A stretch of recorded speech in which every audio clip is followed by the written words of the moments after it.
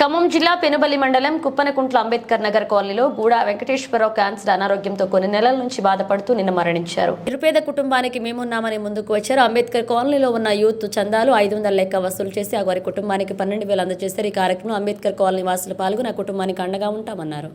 గూడా వెంకటేశ్వర్లు గారు 2 రోజుల క్రితం అనారోగ్యంతో మరణించారు. అయితే కుప్పనకుంట్ల అంబేద్కర్ నగర్ యూత్ పిల్లలందరూ కలిసి కొంచెం డబ్బు కలెక్ట్ చేసి తలా ఒక 500-1000 రూపాయలు కలెక్ట్ చేసి ఈ పేద కుటుంబానికి చిన్న సహాయంగా వారి తోడు సహాయంగా దాదాపు 11,000 రూపాయలు కలెక్ట్ చేసి ఈ మంచి కార్యాన్ని చేపట్టారు. ముందు ముందు కూడా ఇలాంటి మంచి కార్యక్రమాలు చేపడతారని, ఈ కార్యక్రమాన్ని ముందుకు తీసుకోవాలని వెంకటేశ్వర్లు గారి భార్య అయినటువంటి స్వరూప గారికి ఈ యొక్క డబ్బులు అందజేసే కార్యక్రమాన్ని ఇప్పుడు జరుగుతూ ఉంది.